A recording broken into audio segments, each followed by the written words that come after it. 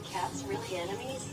Over the years, cats and dogs have gotten a bad reputation for being the worst of enemies, but is that the rule or the exception? You've heard the saying, they fight like cats and dogs. Over the years, cats and dogs have gotten a bad reputation for being the worst of enemies, but is that the rule or the exception? Surely you've seen a few cases where dogs and cats get along really well too, so what's the story? What is it that turns dogs and cats into either friends or rivals? Why the bad rap? Despite the saying, dogs and cats aren't really natural-born enemies. But there are a couple of factors that can make their relationship, well, a little complicated. For example, dogs and cats communicate differently. Take the butt sniff greeting.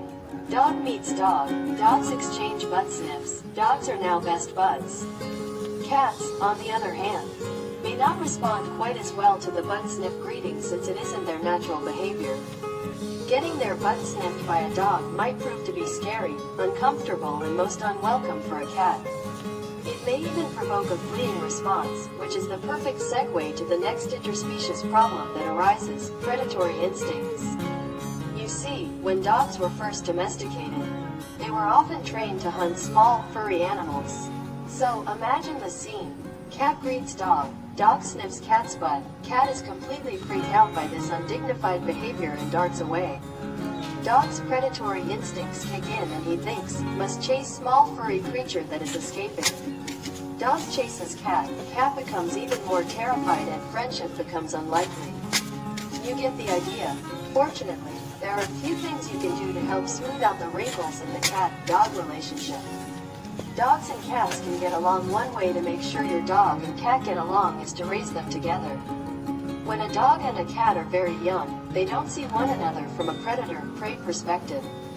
Instead, your dog and cat will simply see each other as equals.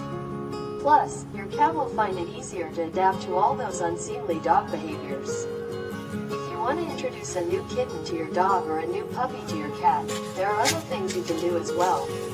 Check out these tips for introducing a new pet into a multi-species household. In short, the keys to making friends of other species is good communication and willingness to adapt, qualities that dogs, cats, and humans are all capable of developing.